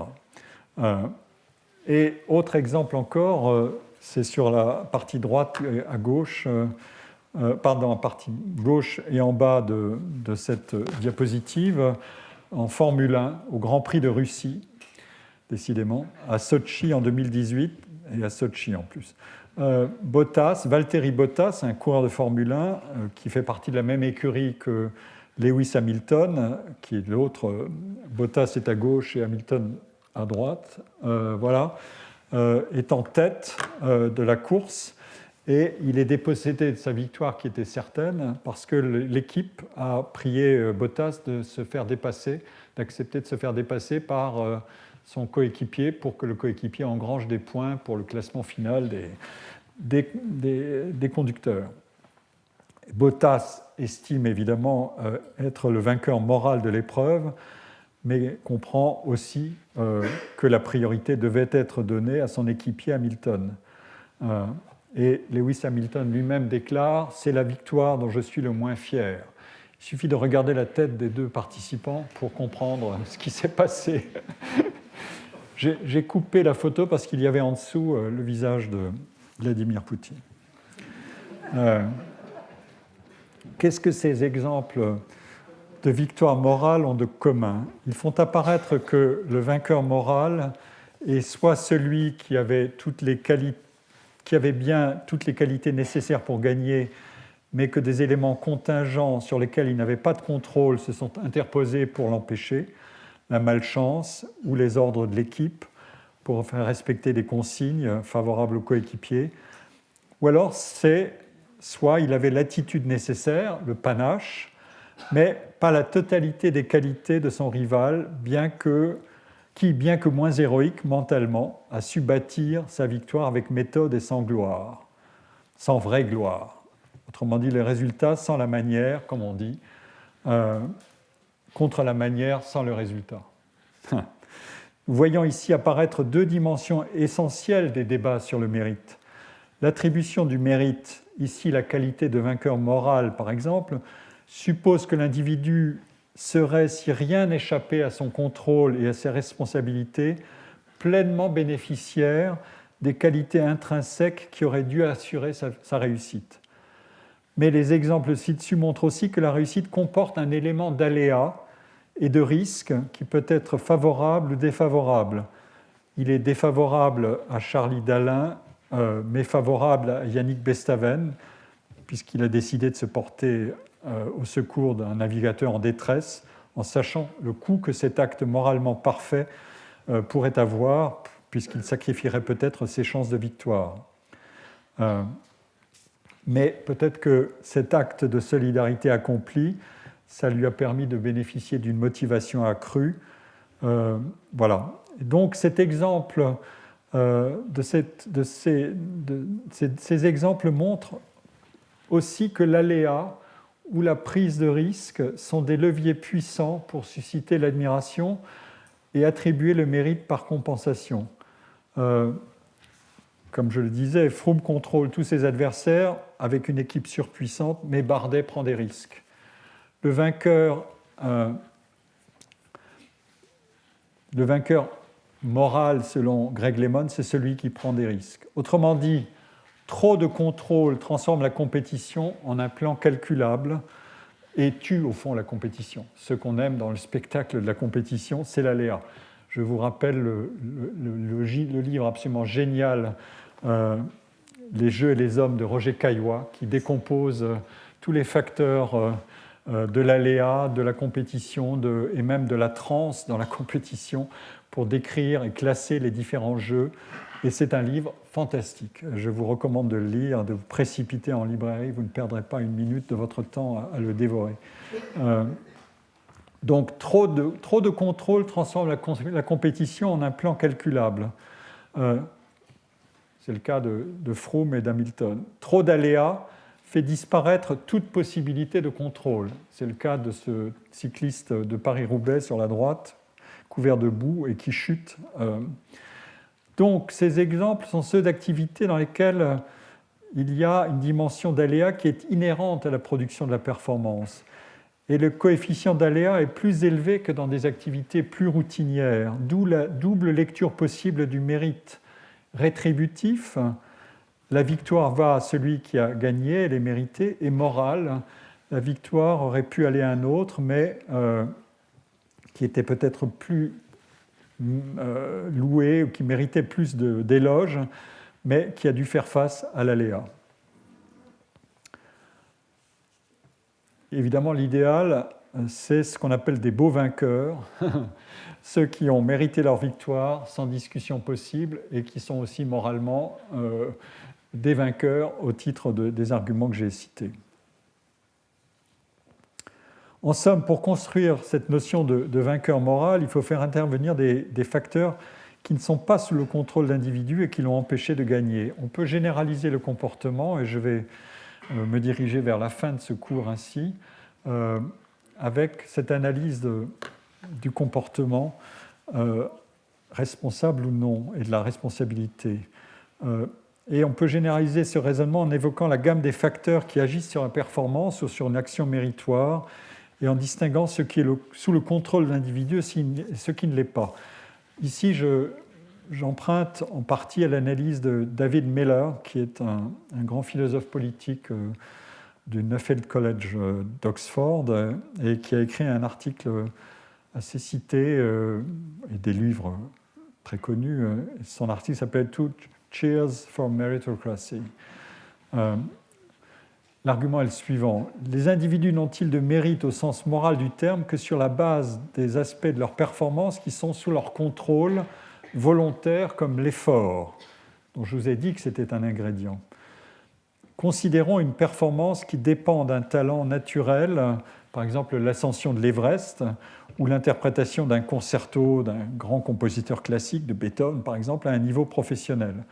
Dans de tels cas, l'individu doit avoir choisi de s'adonner à cette activité exigeante et avoir travaillé pour transformer peut-être une capacité naturelle, où après tous les individus sont inégalement dotés de capacités pour telle ou telle chose, et on peut espérer qu'ils ont la capacité de se réaliser dans des choses très différentes, mais pas de la même manière, voilà, mais de manière strictement égale dans tout. Par exemple, la dextérité manuelle d'un musicien, ou l'aptitude à grimper, la résistance à l'effort et la quantité d'oxygène que le poumon peut absorber, etc. Et il y a des mesures très précises de ça pour un montagnard, un alpiniste. Deuxièmement, l'individu doit avoir décidé de déployer ce talent ou cette capacité de manière à produire la performance. Donc passer des heures à s'entraîner, à se préparer, plutôt que de se distraire, etc. Ces efforts et ce qu'ils peuvent avoir de choisi, de décider, de volontaire, sont vraisemblablement ce qui sera mis au compte du mérite quand on parle de la part de contrôle volontaire dans une action méritoire. Mais il y a aussi des facteurs de la performance qui ne relèvent pas du choix et du contrôle. Par exemple, les individus, la pianiste concertiste qui va jouer un concerto de Beethoven, elle a grandi dans une famille qui lui a permis de développer ses qualités, et parce que la famille avait repéré qu'elle avait des facilités, etc. etc. Bien sûr, il faut, en outre du caractère, de la persévérance, toutes sortes de qualités qui vont se superposer, et puis aussi le goût de rester dans l'activité. Mais il est évident que des dimensions plus ou moins importantes de contingence, hors du contrôle de l'individu, entrent en ligne de compte, même là où on peut croire que le mérite doit d'abord récompenser ce qui est décidé, volontaire, et ce qui est l'objet d'une application de l'effort. Si nous disons que la pianiste de concert mérite des applaudissements, non pas pour sa performance en tant que telle, puisque celle-ci décide, et elle dépend en partie de facilités dont elle n'est pas directement responsable, mais pour ce qui reste lorsque la contribution de cette facilité naturelle ou dont elle n'est pas responsable est soustraite. Autrement dit, elle mérite des applaudissements uniquement pour le choix et l'effort qu'elle a dû faire pour s'élever à ce niveau. Alors nous devons reconnaître immédiatement aussi le fait qu'elle ait fait ses choix et ses efforts, et que ce choix-là dépend lui-même de contingences qui ne sont peut-être pas entièrement sous son contrôle. Après tout, l'effort, c'est aussi une boîte noire. Et on n'est pas tous doués de la même manière pour faire des efforts, surtout avec toutes les boucles de rétroaction qui déclenchent la capacité croissante ou non à faire des efforts et à résister à la pression, etc., au fur et à mesure que vous vous développez dans votre existence. Comme l'écrit David Miller, et je donne la citation ici, nous sommes ici à la croisée des chemins, quand nous faisons une décomposition factorielle des opérations d'attribution de mérite. Si nous essayons de prendre au sérieux l'idée que les gens ne peuvent mériter quelque chose que lorsqu'ils sont pleinement responsables de ce qu'ils accomplissent, en ce sens que le résultat n'a pas été affecté par des contingences qui touchent inégalement différentes personnes, nous constatons que la portée du mérite se réduit comme peau de chagrin. Nous ne pouvons jamais dire dans un cas particulier que quelqu'un mérite des récompenses ou des avantages ou une sanction uniquement en raison de ce qu'il a fait, car il est toujours raisonnable de supposer que sa performance a été affectée par des facteurs dont il n'était pas responsable. Si d'autre part, nous voulons conserver l'idée de mérite, nous devons remplacer la condition de responsabilité forte par quelque chose comme ceci: les gens sont responsables d'une performance lorsqu'ils avaient l'intention que la performance obtienne le résultat qu'elle a obtenu, et lorsque cette performance dépend efficacement des qualités et des caractéristiques qui définissent l'identité et l'action de l'exécutant, le musicien ou le montagnard, y compris ses goûts et ses aptitudes naturelles. En raisonnant ainsi, c'est typiquement un raisonnement de philosophie analytique, je dois dire, on exclut les cas où les personnes obtiennent des résultats par inadvertance ou par hasard, par exemple la loterie, ou bien obtiennent des résultats à la suite de circonstances externes qui agissent différemment sur différentes personnes. Mais en raisonnant ainsi, dit-il, on peut maintenir dans le champ d'imputation du mérite des cas comme celui de la brillante performance d'une musicienne de concert, puisque ça combine l'effort et le choix d'exercer cette activité avec des capacités dont l'origine n'était pas choisie par l'individu et donc n'était pas sous sa responsabilité. Autrement dit, vous avez un mélange de facteurs qui sont plus ou moins contrôlables ou contrôlés. Et nous retrouvons évidemment cette grande question dans les grandes thèses et les grands débats et les grandes controverses sur la question de l'éducation. Qu'est-ce qui est sous le contrôle de l'individu, qu'est-ce qui ne l'est pas? En fait, pour conclure, nous pratiquons très souvent nous-mêmes ce type de décomposition factorielle quand nous disons elle n'a aucun mérite, elle a trop de facilité naturelle, ou bien il n'a aucun mérite à réussir ce concours, il est né dans une famille qui a tout fait pour lui, ou bien il mérite son succès, bien sûr il avait des facilités, mais il a travaillé dur. Toutes ces propositions qui circulent si facilement et si fréquemment et si légitimement. Donc les explorations de cas particuliers nous apprennent que, comme je le disais au début, l'attribution de mérite est cette opération très quotidienne, mais beaucoup plus subtile qu'il n'y paraît à cause de son apparence simple et intuitive, parce qu'elle met en œuvre l'exercice ordinaire du jugement et l'exercice ordinaire de notre sentiment et de nos principes de justice, mais à partir de la prise en compte de multiples facteurs qui ne s'alignent pas simplement selon un principe où il y a du blanc et du noir tout d'un coup. Voilà, je vais conclure ainsi et je vous remercie beaucoup pour votre attention et je vous donne rendez-vous la semaine prochaine. Merci.